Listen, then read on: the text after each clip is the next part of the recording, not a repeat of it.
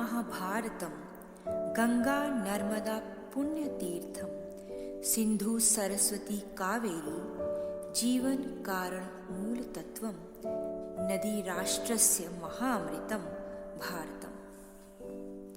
मानवीय सभ्य जीवन का प्रारंभ नदियों के किनारे हुआ। नदियां मानव के जीवन का आधार भी है और मोक्ष प्राप्ति का साधन भी। गंगा भारत की राष्ट्रीय नदी है, तो भारत में एक पवित्र नगरी ऐसी भी है जो गंगा की ज्येष्ठ बहन के नाम से जानी जाती है। उसका नाम है देविका नगरी यानी उधमपुर। यह पुण्य स्थल जम्मू से 66 किलोमीटर की दूरी पर स्थित है। उधमपुर वासी तो धन्य हैं जिनकी भूमि से देविका नदी बहती है, या यूं कहूं तो उधमपुर के इस भूमि को देविका नदी पवित्र बनाती है। ऐसा माना जाता है कि यहाँ शिव तथा पार्वती स्वयं आकर विराजित हुए थे।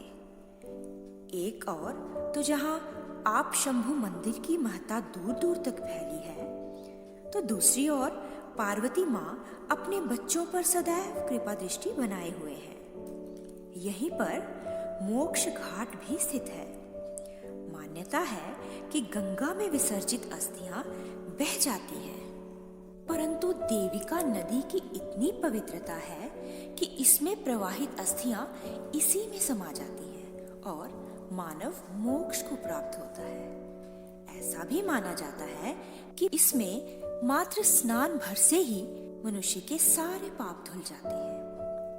यहाँ तक कि जब गंगा नदी स्वयं पापों को धोते धोते मैली हो जाती है, तो इस बोझ को उतारने हेतु अपनी ज्येष्ठ बहन के पास आती है, यानी देविका नदी के पास आती है। इतनी पावन नदी के तो दर्शन मात्र से ही मनुष्य जीवन सार्थक हो जाता है, और यहाँ मोक्ष प्राप्त करना मानो स्वर्ग के दर्शन प्राप्त करना। बारंबार प्रणाम है इस पवित्र स्थान को, बारंबार प्रणाम है इस मोक्ष द्वार को, देविका नदी को। मैं एडवोकेट सुरेंद्र खजूरिया, चेयरमैन देविका बैसाखी मेला कमेटी उधमपुर। देविका की महत्वता के बारे में मैं आपसे बात करना चाहता हूं। जो कुछ भी मुझे पता है, क्योंकि मैं एक साधारण सा तुच्छ प्राणी हूं, देविका की महत्वता का बखान करना जो है मेरे वश में नहीं है। लेकिन जो कुछ भी मुझे पता है उसके बारे में मैं आपको बताऊं कि ग्रंथों के अनुसार देविका जो है ये गंगा की बड़ी बहन है और इसको गुप्त गंगा भी कहा जाता है। इसका उद्भव जो है ये हमारे डोगरा प्रदेश में कई स्थानों पर है, जहाँ से गौरी कुंड से लेके बैनी संगम में, उधमपुर में, मनवाल में, उत्तर बैनी में, और इन स्थानों पर यहाँ पर ये दिखाई देती है। और जहाँ जहाँ भी ये दिखाई देती है वहाँ इसके तट पर जो है जिन लोगों का अंतिम दाह संस्कार किया जाता है, उनकी अस्थियां जो है वो गंगा में प्रवाहित करने के लिए हरिद्वार में नहीं ली जाती, अन्यथा यहीं पे प्रवाहित की जाती हैं।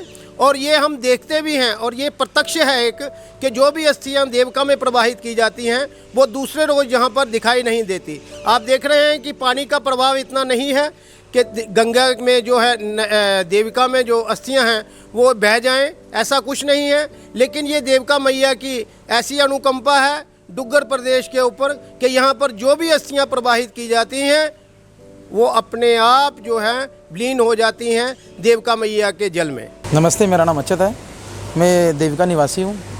आप मुझे पूछ रहे थे कि देविका के बारे में, तो मैं आपको बताना चाहता हूँ कि देविका गंगा मैया की बड़ी बहन है।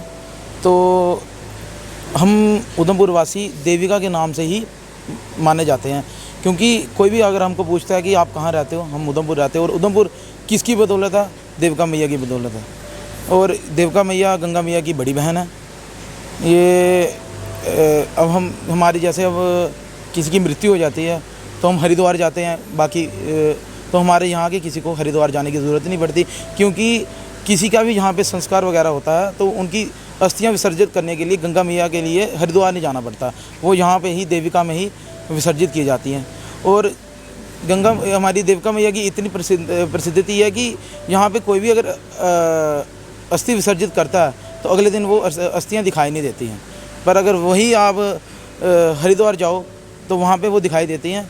पर यहाँ पे इतना वाटर का इतना फ्लो नहीं है, फिर भी यहाँ पे है कि गंगा मैया की इतनी, देविका मैया की इतनी कोई भगवान की दया से कोई मेहरबानी है कि अस्थियाँ दिखाई नहीं देती हैं। For more such updates, kindly visit our channel, The Fighter Voice, and click on the subscribe button. Also, hit the bell icon for notifications. Thank you.